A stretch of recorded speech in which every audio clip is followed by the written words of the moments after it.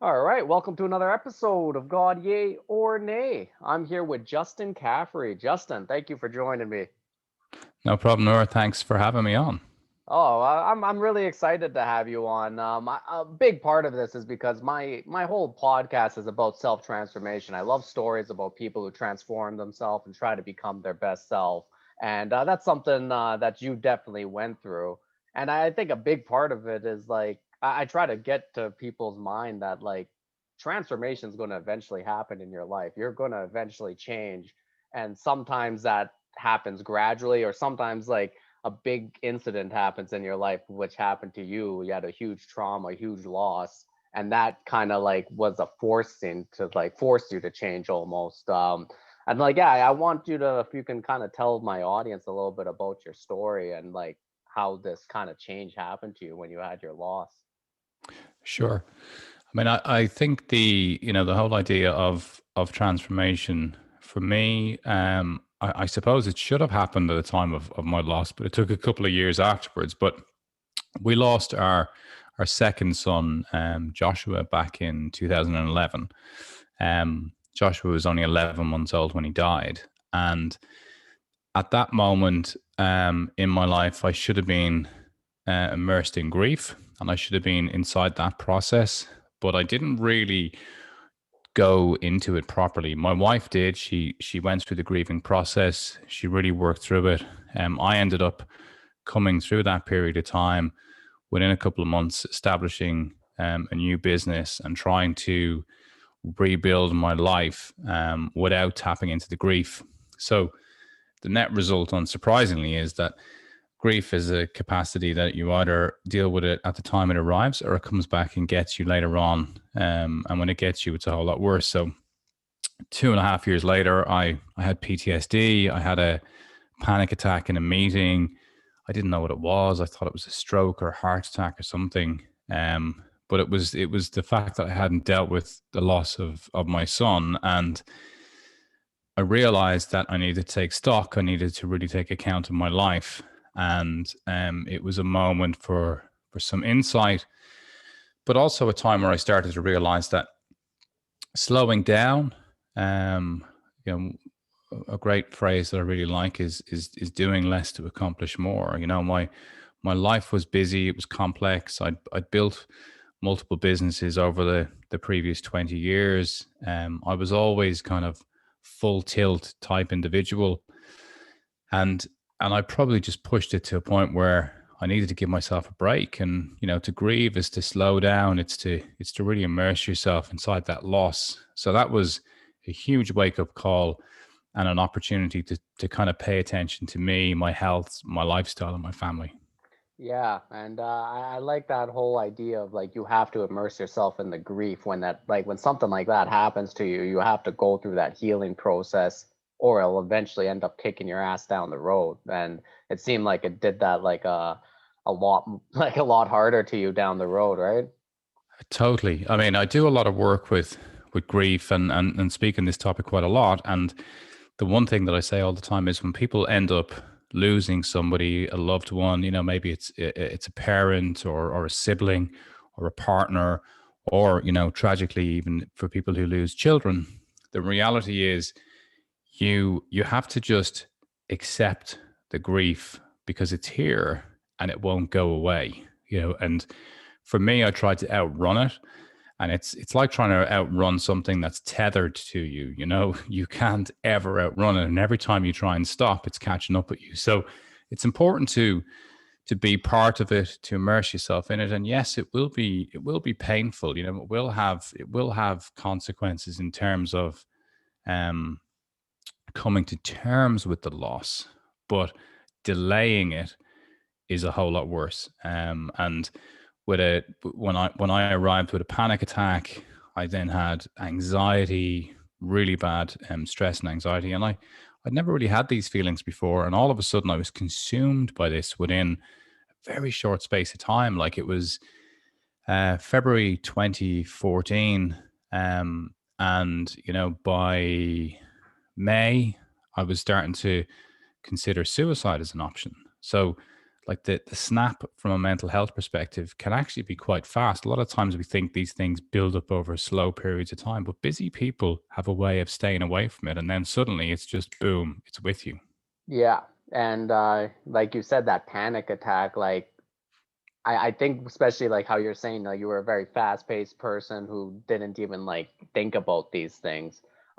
Like I was in the same boat with myself, and like I remember the first time I had a panic attack, and I was just like, holy shit, like this is something I just like never even thought was like a possibility in my life. And like that's why I can see like if you kept like if this was something that became regular for you, I can see you kind of like maybe contemplating like taking your own life after that, because like it's just a completely dramatic shift in the way you like thought like your world would even could be, right? Yeah, I mean, it's funny. Like I only ever had one panic attack in my whole life, and when I had that panic attack, it was in a really important meeting, and I needed to close a deal.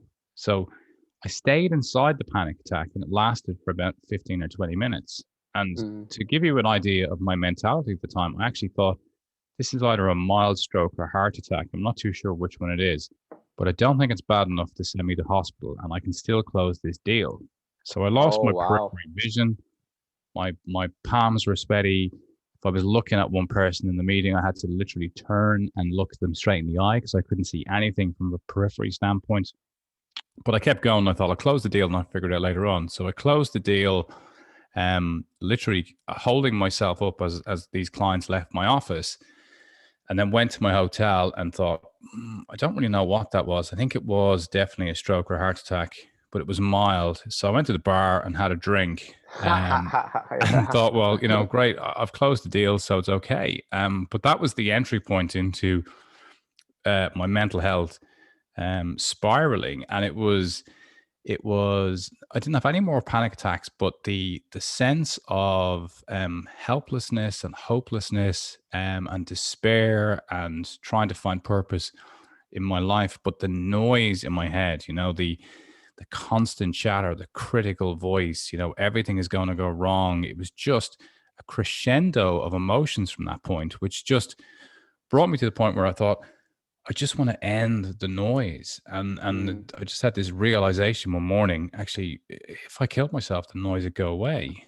And almost trying to logically think, well, that's probably actually a good idea, which of course it isn't. But in the midst of chaos and a storm in your head, you just want relief. Yeah, man, I know what you're saying. That's and that I wouldn't doubt how like dark of a place that would be. So like at what point did you was there like this turning point, or at what point did you like kind of see a light or anything? Well, I was really lucky that just as in the in and as I say, this was all happening over a 3 month period, and I'd um spoken to my wife. She realized I wasn't well. I realized I needed to get help. I found a psychologist through a friend of mine who worked in New York, who operated in the non-medicated space. So my dad, when I was growing up, suffered from anxiety and depression, and he's been medicated all the way through his life. And sadly, until he died, he was heavily medicated. And I thought, I don't want to go down that road. So I knew I had a mental health issue, but I didn't want to get medicated. I wanted to resolve this by alternative means. So I'd found somebody through a pal of mine who operated in New York, who I knew worked within a kind of mindfulness technique and integrated meditation into therapy. So I was getting ready to go to New York to work with this guy, and I heard this. My wife walked into the kitchen and said, "Look, you got to turn on the radio, put on this news channel." We turned it on, and there was a guy in Ireland who was a psychiatrist who'd worked in the UK and Ireland, and he was talking about the fact that he'd given up on the whole psychiatry world because he'd become disenfranchised with the net result of therapy and medication. And he'd reverted back to techniques that he'd trained in when he was younger in India.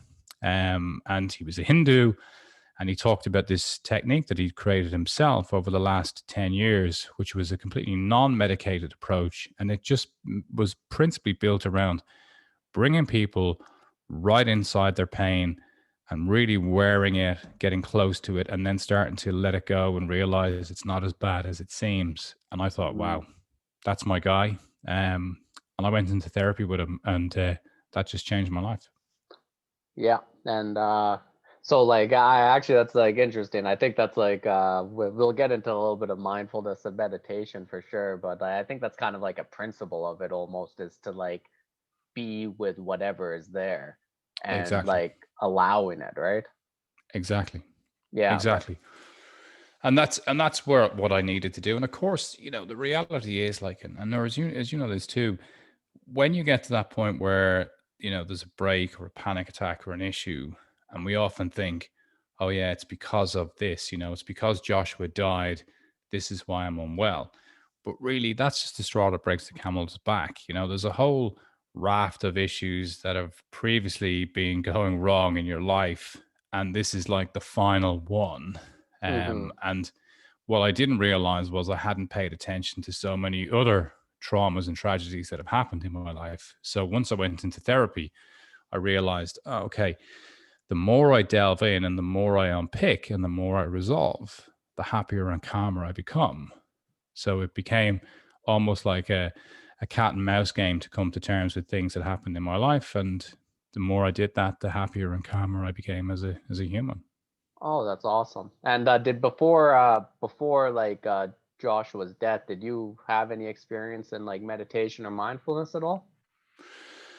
Not directly, but it's been something that had always really interested me, and I'd come across it on multiple times. Like I've had, you talk about the universe as a way of trying to talk to you. I had many interactions with teachers over the time, even to the point where I happened to be in a restaurant and I was supposed to meet my parents and they didn't turn up, and I got talking to this Zen Buddhist monk and spent hours talking to him.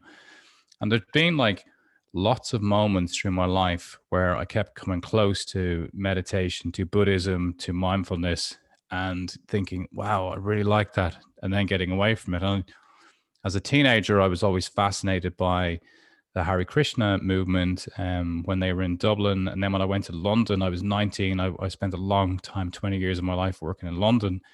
And I connected with them many times. But I was also a pinstriped financier in private equity investment banking who had this kind of spiritual leaning, and those two things are not really well connected. Yeah, you don't see those two things connected very often. But No. no, I love that. And because one thing I did want to get into, like you did go to Japan and you did a master's training with what is it called, the Yamabushi? Yamabushi, yeah. Yeah, and this is like it's based in Buddhism, am I right? Yeah. So, well, it's so the core is what's called Shigendo, and Shigendo comes from it's around 7th century, and Shigendo. So within Japan, you have the Shinto religion, and then you have Buddhism, and then you have a kind of an esoteric Buddhism, and Shigendo is kind of a mix of these that have all come together. So it's very similar to Buddhism, but one of the beautiful things around the Yamabushi, who are the priests and the monks within Shigendo, and the principle of the beliefs really are that nature is the core and center that brings all the harmony and relief that we need to find in the world, rather than the nature of dogma that will be attached to other forms of Buddhism. So when I was kind of on my spiritual quest and trying to figure out, what do I want, and what is it that I'm looking for in terms of refilling my spiritual cup, I don't even know how I found the Yamabushi, because Shigendo is like really hard to even research and find anything out about it. Mm-hmm. And then it's this very small part of Japanese culture. And even when I arrived in Tokyo, and I've been communicating and connecting with the Yamabushi for 3 years, when I arrived in Tokyo, I was on a bike tour, and I was talking to these Japanese teenagers who were doing the bike tour. And I said, "Oh, I'm here. I'm going to go complete my master training with the Yamabushi, and they were like, "Do they really exist?" So even in Japan, they're going, "It's kind of mystical. Does that actually really happen for real?" Nice. So yeah, it was really impressive, and it was really exciting. And the Yamabushi operate in where I was in Shonai, which is the last holding point for the samurai during imperialist Japan. So a lot of the people that I worked with and trained with also have samurai lineage, and the Yamabushi were very much a spiritual connection to the samurai. So the principles are very similar. So the training, as you can imagine, is pretty arduous, given that Hmm. connection, but quite incredible at the same time.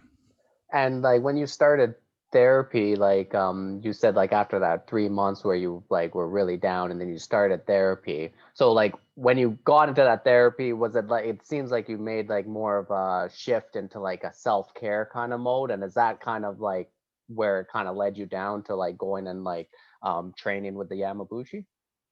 Yeah, definitely. I mean, I think in many ways, when you choose a spiritual path and you also try and realign your life around the values that you think are important to you and in terms of broader society, it's always space for growth and change. And I think me as a spiritual practitioner now is very different to me yesterday, last week, and 3 months ago. Mm-hmm. So the journey for me really from 2015 to now has been a huge one of evolution and growth. But after I was in therapy, and meditation is a cornerstone to the therapeutic treatment that I was on. Once I completed it, I spoke to my therapist and said to him, "Look, I love what you do. Can you train me in your practice, because this is quite extraordinary?" So he developed this technique called subjective emotive brief therapy, which is a big mouthful. But he said, "Yeah, sure, no problem." So I spent the next 2 years under his tuition. And then I arrived in my boardroom and informed my shareholders that I was selling out of my financial services company and my other investment interests. And they all thought I was going to set up some kind of business in competition with them. And this was some kind of ruse, because me telling them that, I want to become a therapist and a coach, and I found this spiritual path that I want to follow, they just couldn't believe it. But that was a big shift then. So in 2017, I decided to sell all of my interests and change the way that I was living. That's amazing. Like, yeah, and so then you went to Japan, and how long were you in Japan? And like, I just want to kind of understand a little bit of like this training because you say it's grueling. That's how you describe it, and yeah, I just kind of want to like understand and like get paint a little picture of this. Yeah. So really, I started to delve into Buddhism, which I felt a calling towards, and I started my academic study into Buddhism, and then really within that, I started to try and find where I felt I could feel the greatest sense of alignment. And I started to read the stories of Yamabushi and Shigendo. And then I realized that there was an opportunity to go and do master training. But what's important within going to do master training is that you have to have a lot of established practices and principles already in place. But some of the interesting things about the Yamabushi is that cold water is a key part of the training. So within Yamabushi, when you go on master training, but also within your practice as you move through life, we use cold water as a means to kind of cleanse and prepare the body every day. So prior to knowing anything about Yamabushi, I'd been swimming in the cold Irish Sea for about 3 years prior to that, and meditating when I swim, which was interesting. I'd also moved into intermittent fasting, which is also a key part of training, and also I'd gone plant based. So when I connected with the Yamabushi, it was really weird because there was a whole bunch of things that I'd had and brought myself into an alignment with their practice. So when I connected with the guys who were organizing the trip, and then one of the monks, I was able to navigate my way to the point where I was able to get accepted into master training, which involves a really wild 5 days in some of the highest mountains in Japan, which was an incredible experience. And I completed my master training 3 years ago. Oh wow. And you said it's like so cold therapy is kind of something that's like a part of their training as well and a part of their like daily life. Yeah. So in the Shonai region of Japan, the snow-capped mountains produce these incredibly cold waterfalls and water pools. So as part of your training in Yamabushi, we go and we meditate in these cold water pools and under these cold water waterfalls. Um, and the acclimation and capacity for the body to be able to persevere and stay inside cold water whilst being in a meditative state is part of the practice. And that's all about being able to manage and maintain your nervous system so that you don't go into that fight flight response. You're able to stay grounded, present, and calm with the extremities of cold water, because it also signifies in many ways our capacity to stay grounded and calm within the extremities of life, because we can't change how our worlds impact us or how our lives impact us. All we can do is control how we respond, and that's cold water is used as part of that technique.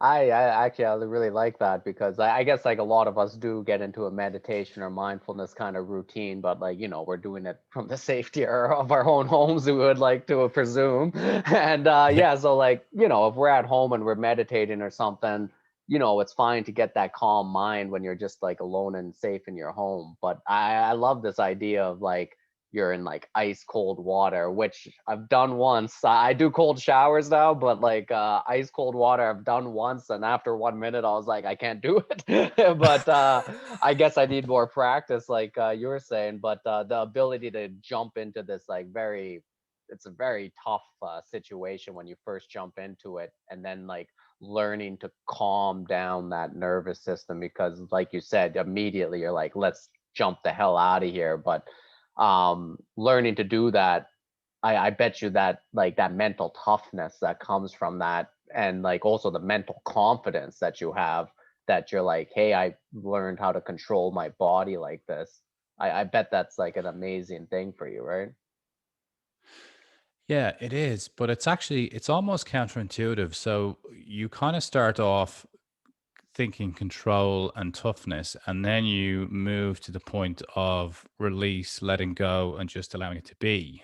So you Mm. start off at one point and you end up at another, because what you're able to move towards is the fluidity of just being okay with whatever's here. And within that training over the 5 days, like, we do some really extraordinary things. Like when you arrive, so first of all, we have to um, wear the traditional mountain monk Yamabushi clothing through the training. So you have to put on all these white garments and traditional shoes, and the shoes are almost completely barefoot. You just have enough rubber to protect the bottom of your soles, and you're going to be hiking for 8-10 hours a day. You hand over your phone, you hand over your watch, so you're not allowed to know what time it is anymore. You're not allowed to make any contact with the outside world, and then they're locked in the safe. Um, and from that moment, when they hand you your traditional clothing, you're no longer allowed to speak. And when you're training, the the other thing that we're told is that, so I was training, there was seven with me and three monks, and you're told not to at any point help another person or make eye contact with another person, no matter what we encounter over those few days. And at the start, that sounded relatively tame, but you sign a whole load of disclaimers, which, I'm used to signing disclaimers for stuff. And, you think about it in the US terms, right, where they just disclaim everything. Yeah, yeah. When the Japanese give you a disclaimer saying that you might encounter black bears or you might fall perilously to your death. They mean it, right? Yeah, They don't yeah. just put it in just to cover themselves. So we signed all these disclaimers, and then we set about this incredible experience. So we're relatively fasting for 5 days, like most basic bit of food in the morning, like a rice bowl and some water, and the same at night. So your body's put under pressure from a food perspective. Um, if you fall, stumble, or hurt yourself, and we all did, and at one stage, um, I badly injured my ankle. Really struggled, fell into a hole that was about 5 foot deep. Wow. But all of my colleagues just ran past me and didn't look, because it's all about, you have to pick yourself up, you have to get inside yourself, and you need to get yourself out of everything.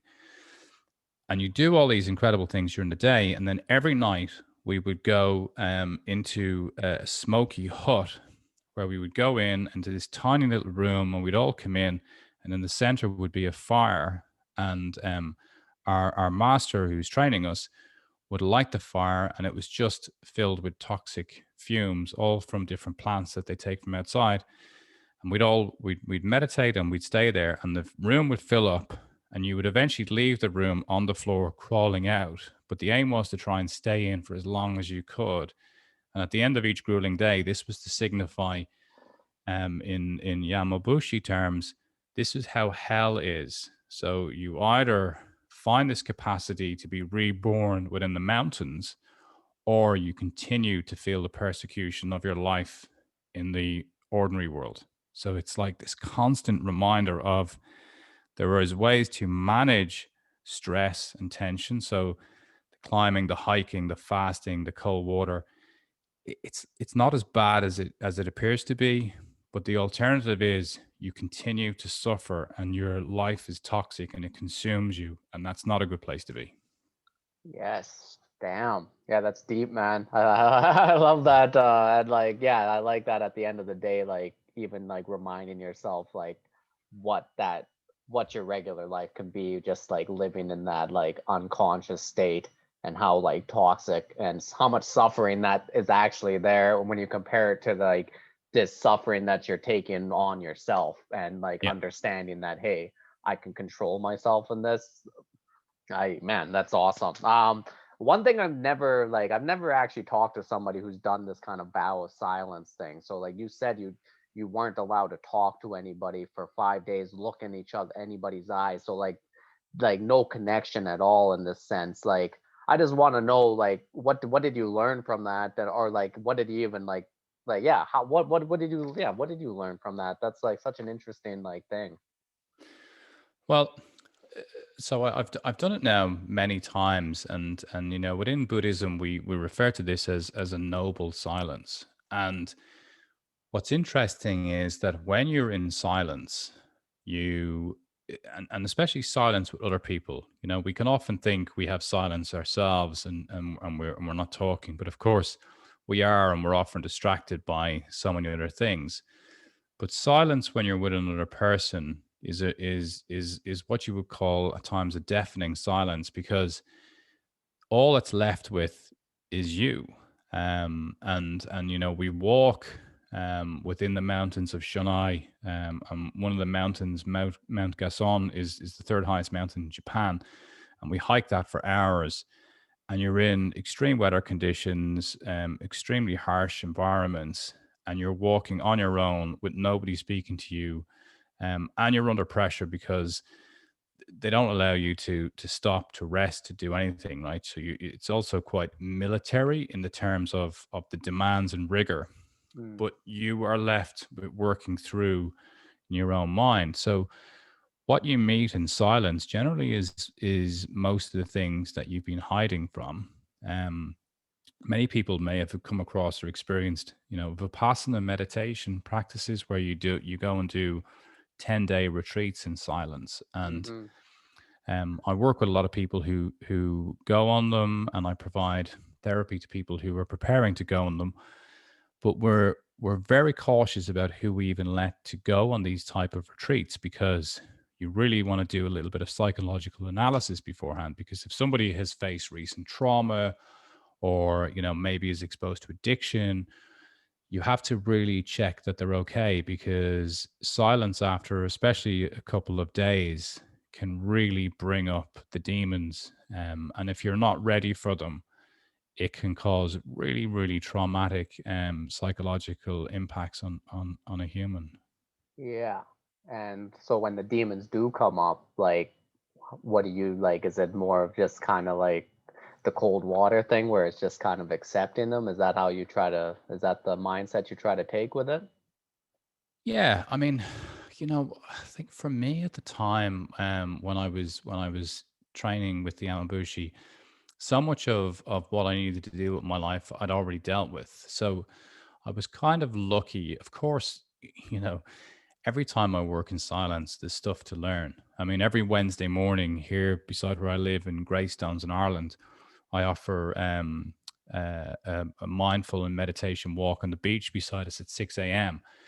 And we walk for an hour and 15 minutes in silence. And that just allows people to come along and experience the whole idea of really slowing down. So we walk really slowly and we're just paying attention to the feet, listening to the sound of the sea and being in silence. And even for that hour and 15 minutes when I'm walking with those people, stuff comes up, by just creating the capacity to pause in our life, just put a bit of spaciousness in and be with yourself. There is always something to learn. So for people who go on a 10-day silent retreat, we just want to make sure before they go that they're okay. And it doesn't mean that you can't go if you've had problems, because let's be fair, trauma, which is always a big word, like my son died, but trauma has various layers. Somebody else's trauma may not appear as bad as losing a child, but it depends on how bad it impacts you. A relationship breakup when you were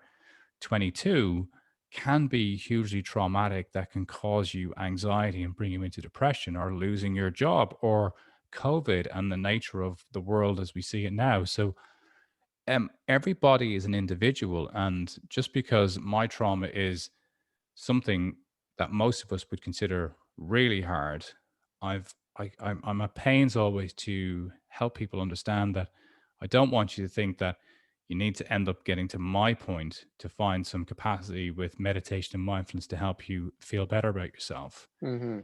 It's there to help everybody at any point. And don't be afraid of how you feel, because whatever is irking you needs your attention. Oh yeah, no, you're right, and it always does need your attention. And I love that whole idea of like you should be getting to places of silence or be trying to do that because it does help with like bringing stuff up that could help you with some form of healing or just some form of just living a better life and like understanding it, right? Yeah, absolutely. And like, we when we spoke before we started recording and talking about psychedelics, it's like with psychedelics, it brings you to that point relatively quickly where you feel like you're touching on the side of what's deep inside me that I'm not connecting to. Hmm. But one of the challenges then from a psychedelic perspective is, if you end up in the constant pursuit of that feeling. So people might be in multiple ayahuasca experiences. With meditation and mindfulness, what we're trying to do is do it slowly, consistently, and be able to show up for ourselves every day, so we can have that sense of me as the human and me as a spirit.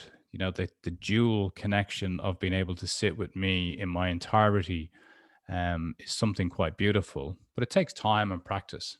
100%. And like you said, like psychedelics bring you there quickly. But I've also noticed like if you don't have that kind of like some sort of spiritual practice afterwards, and like it doesn't need to be meditation, it can be like some sort of discipline. But like yeah, if you don't have that afterwards, that you're not really going to get too much from those psychedelic experiences. They'll just be more of like really cool experiences or really Yeah. high experiences you had, but that transformation might not come that you really wanted from or really you thought you got. Um, so all right, this is awesome.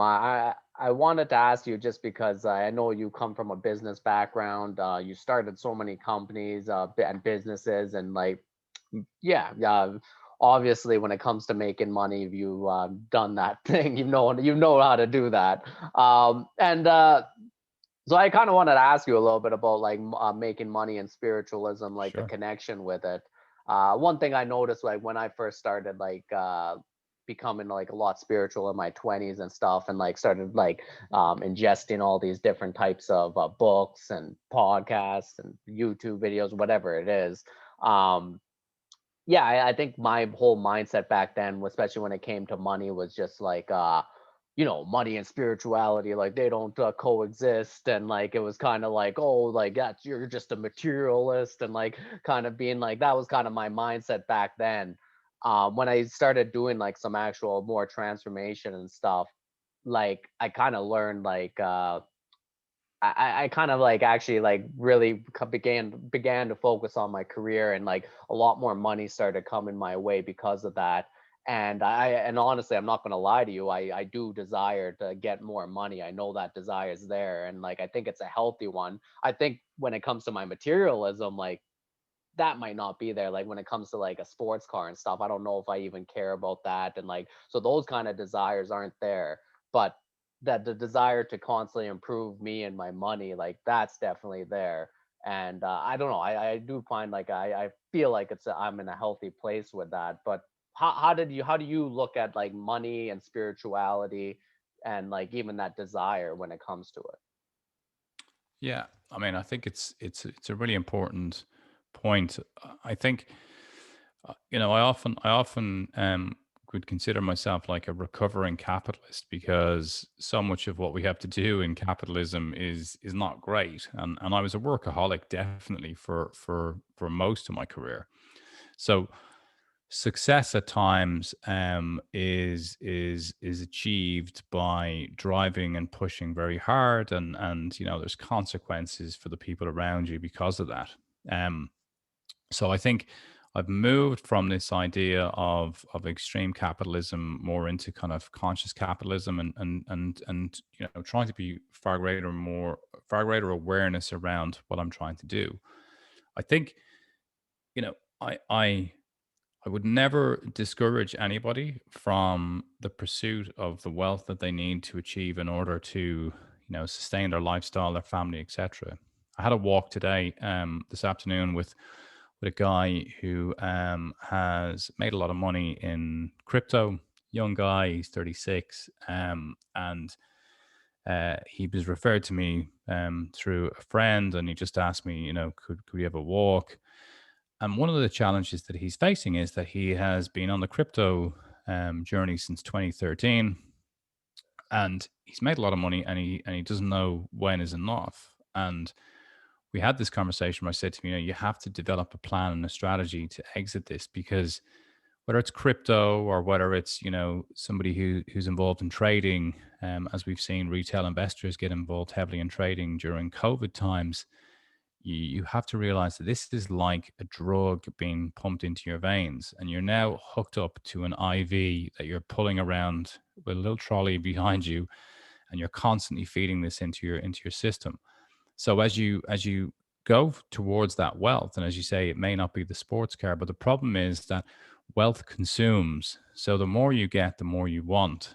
So it's really important to have a strategy and a plan. And like for somebody who's come from an investment management background, we always build strategies as to how we're going to enter and exit markets. And for somebody's own personal wealth journey, that's important too, because nobody who becomes capitalistic and uncaring in the world generally ever set out to do that. It's just that money and wealth can consume over time. So it's important to do, and it's important to cultivate, but it's important to have a plan, and then to do that inside a spiritual path as well is to have clear ethics within your plan. So I'm going to be consciously growing my wealth, and as you've experienced yourself, Nora, you've realized that you can do that. But for a lot of people, they think that the two things are inextricably, never going to be connected, right? They're completely separate, but we can combine them. Yeah. And no, I like that. Like have like kind of an exit strategy, and I think that's a good way to look at it. And like kind of how you said, like, when you start chasing money, that's like, that becomes like the consuming thing. Like that's what your focus is. So like, I don't know. I'm just trying to find a way to just kind of put this in my head, or maybe even for my audience. But like, just chasing the money just for the money's sake is probably not the healthiest way to look at it. But have more of a personal purpose or a personal ethic or personal something that's kind of rooted inside yourself, to be like more value inside yourself, or what something that you do value more than the money. Is that kind of how you're saying this? Yeah, exactly. But also, if you think about the way crypto has grown or retail investors have grown, so people, betting on GameStop and all these kind of like, I got my shares. Don't. but like that's fine. Like, and the nature of people doing it, I think, is fantastic. I mean, it's incredible to see retail investors rise up and take on Wall Street.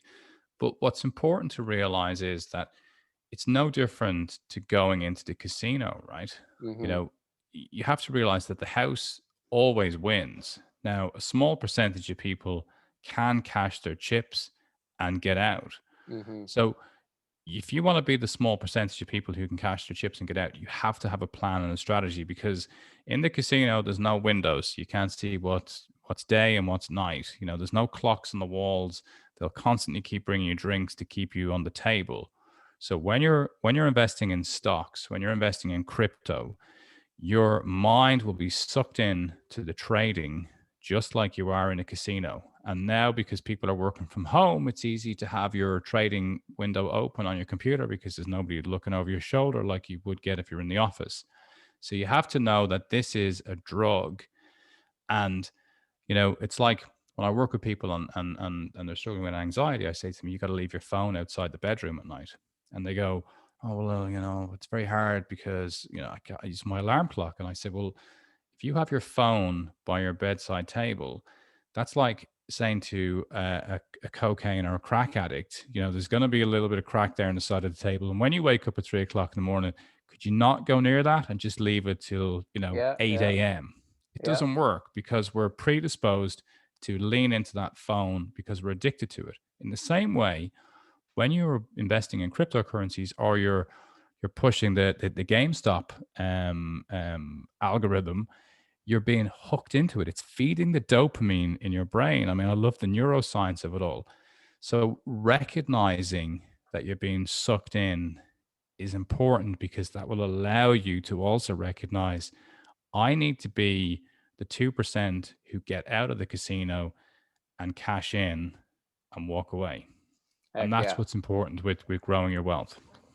That's smart. And yeah, so everybody have an exit strategy. That's I love that. All right, we're closing into the end here. One more thing before I ask you the question of the podcast, but you do like, I want people to check out your YouTube channel, because you have like a lot of amazing videos on there. Um, one video you talked about meditation and the vagus nerve. Can you tell my audience a little bit about like I've actually, the vagus nerve meditation, the first time I heard about it was on your channel. So like, can you tell my audience a little bit about what the vagus nerve is and why this meditation is important? Yeah, sure. So the vagus nerve, it's the 10th cranial nerve. So it's a really unusual nerve in the context of the fact that it touches every single nerve ending within the body. And if you can imagine a switch that exists inside our body, and on one side we have the rest and recovery state, which, hopefully you and I are in that state right now. We're here, we're present, we're aware of our conversation, we're not getting caught in stress or anxiety. And then the other side of the switch is fight, flight, and freeze. And the way that the human being is set up is that we should be 95% inside rest recovery, 5% inside fight, flight, and freeze. However, in the modern 21st century, many people are now just trapped in the fight, flight, and freeze response. So it's like this low grade anxiety. It's just an underlying sense of I'm just waiting for the next thing to go wrong. And that's because our nervous systems have now become fried. Meditation and mindfulness is a way to navigate over the long term to move your nervous system into rest and recovery. But the vagus nerve is an entry point that we can access quite quickly, and cold water is an access point to the vagus nerve. So, an example would be if you take cold showers as you do.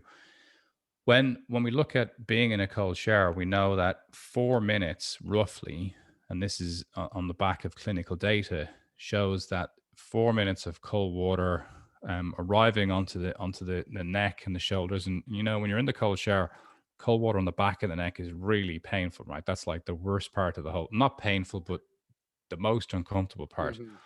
But it's there that we access the vagus nerve, and it's there where the switch is flicked and we move into this rest and recovery phase. So, why is cold water swimming in the sea or rivers or cold showers booming all over the world? Because people are struggling more and more with anxiety. And as we move into cold water, it switches the cranial nerve 10, the vagus nerve, and we walk out where we've actually started to think, oh, I'm not obsessing about what I was obsessing about before getting into the cold water, because we've actually switched the regulation of the nervous system. And the challenge is it works really well for an hour or two, and then we suddenly, all of the demons come back, the negative thoughts come back in, the voices, the inner critic, all that reappears. And that's why better strategies longer term are cold water and meditation. But just as a short term fix, it works well. Yeah, no, that's amazing. And so with the cold shower, you're saying 4 minutes, is this is kind of like the magic number?